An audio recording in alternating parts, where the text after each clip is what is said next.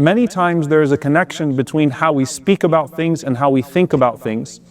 And if we speak in a negative way, then our circumstances will almost always follow, even if they're beautiful. And that's why you could have two people with the exact same set of circumstances, and one of them, if you ask them how they're doing, they will praise the good of their circumstances, and another person will speak to you as if they're Ayyub alayhi salam, as if they have the worst life in the world and the most difficult moments in their lives.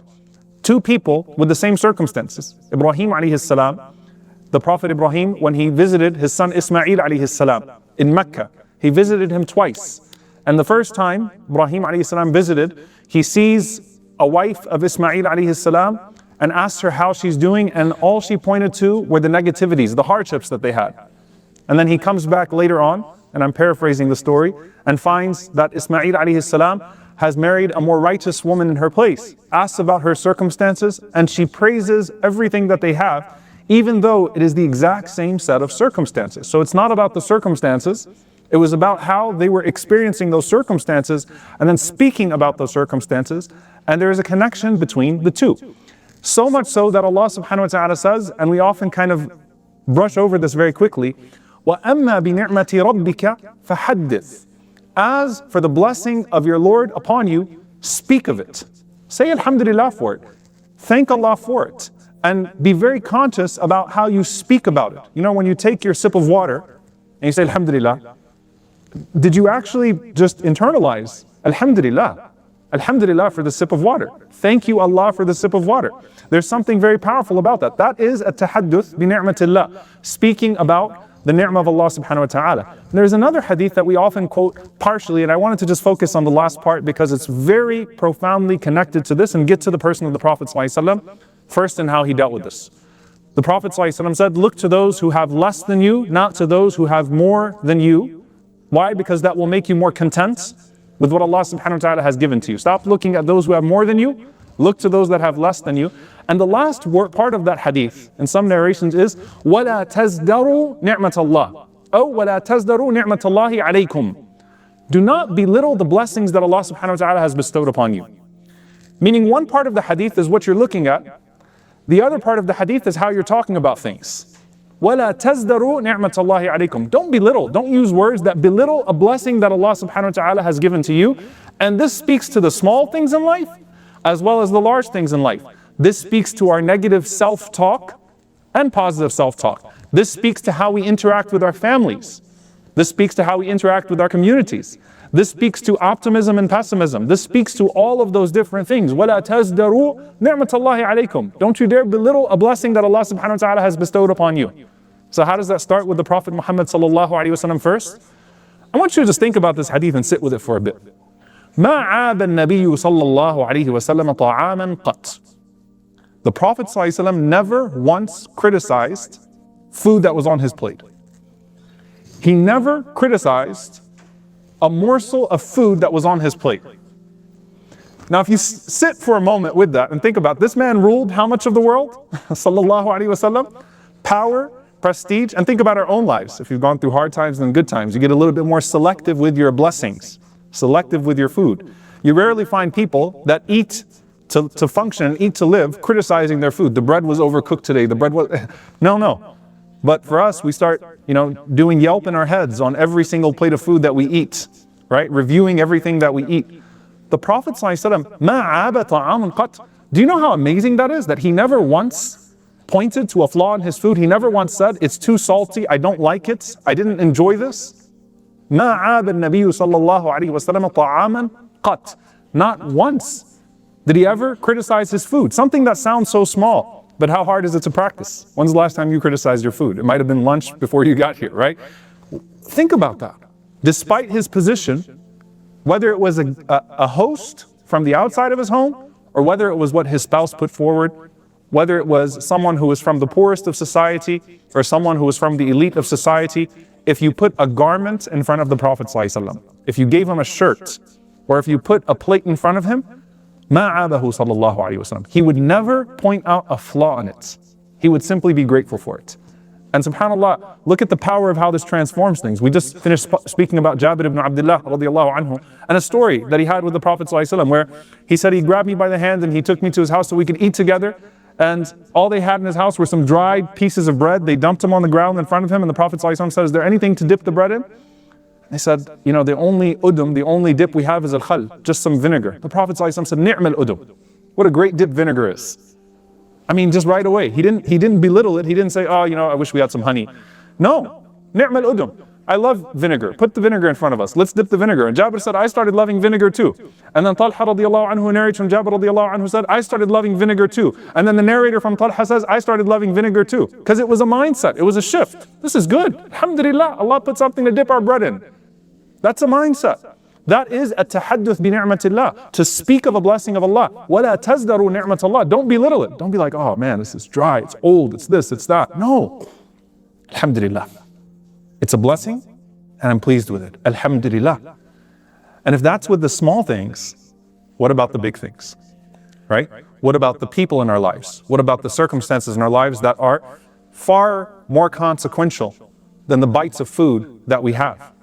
The Prophet ﷺ said, speaking about marriage, since everyone likes to quote the other person's hadiths on them, husbands and wives. There's actually an implementation of this hadith for both, and it's almost identical, subhanallah. The hadith in Sahih Muslim, لا يفرق مؤمن مؤمنا إن كره منها خلقا رضي منها آخر. The Prophet ﷺ said, let not a believing man despise a believing woman, meaning his wife. Don't talk your wife down. إن كره منها خلقا. If he doesn't like something about her, a quality that she has, she might have a certain thing that he doesn't like about her. رَضِيَ مِنْهَا آخَرٍ.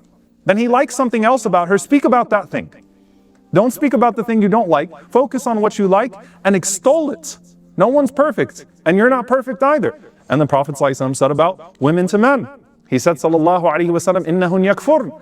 That they show ingratitude when a husband makes one mistake and she says, مَا رَأَيْتُ مِنْكَ خَيْرًا قَطْ. I never once saw anything good from you. You've never done anything good. So she denies everything and focuses on the fault. Now subhanAllah, مَا رَأَيْتُ مِنْكَ خَيْرًا قَطْ. Like, I've never done anything good, fine, I'm not going to do anything then. The attitude shuts off both sides, right? Well, you're never going to be happy and you're never going to be happy, so why even try now? Trying to live up to anything because your standards are impossible. Both sides are operating from the same spiritual disease, by the way.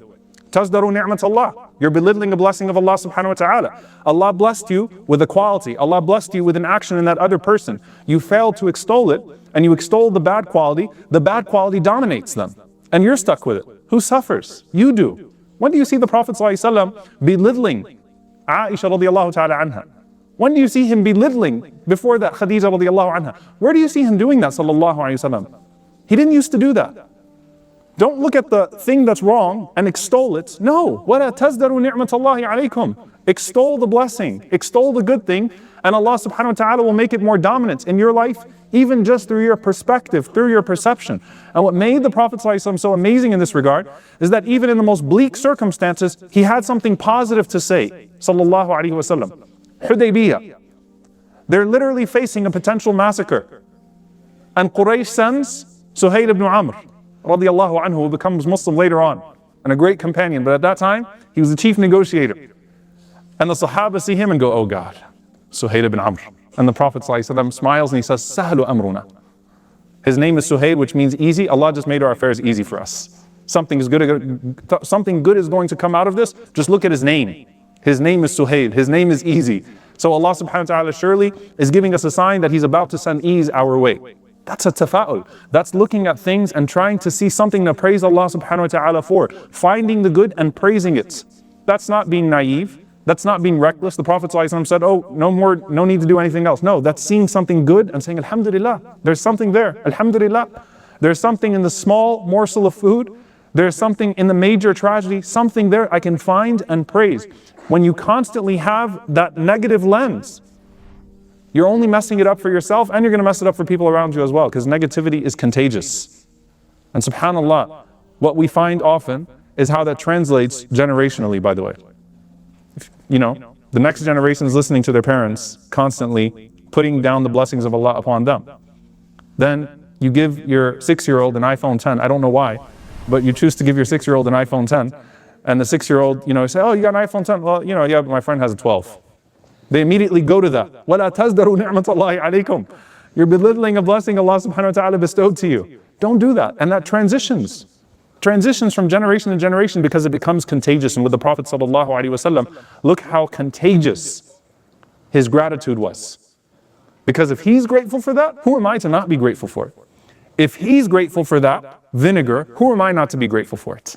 Because he deserves more than I ever deserved, sallallahu alaihi wasallam. And if he's pleased, I too am pleased.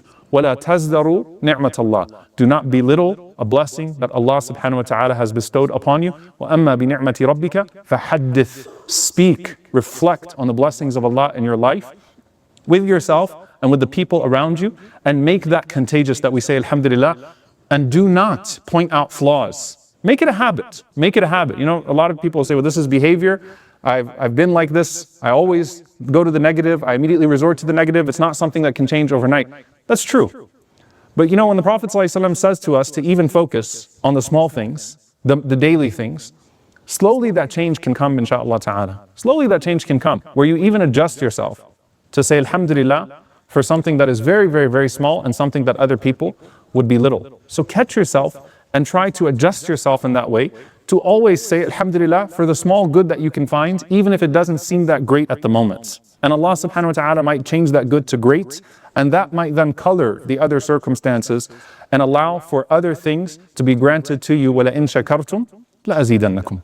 If you are grateful, I will increase you. May Allah subhanahu wa ta'ala increase us first and foremost in iman. May Allah increase us in faith. May Allah increase us in certainty. May Allah subhanahu wa ta'ala increase us in perspective. May Allah subhanahu wa ta'ala increase us in our ability to see blessing, so that when He blesses us, it becomes a blessing for us in the hereafter as well. May Allah subhanahu wa ta'ala make us from the grateful and the patient. May Allah subhanahu wa ta'ala make us from the thankful. May Allah subhanahu wa ta'ala forgive us when we belittle any ni'mah that He has given to us, especially the ni'mah of al-Islam. May Allah subhanahu wa ta'ala never make us amongst those that belittle the blessing of faith that He has given to us. May Allah never allow us to look at someone who has a blessing of this dunya and envy them while He has given us the greatest blessing of this deen. And may Allah subhanahu wa ta'ala keep us on that ni'mah of deen until the moment that He takes us. Allahumma ameen.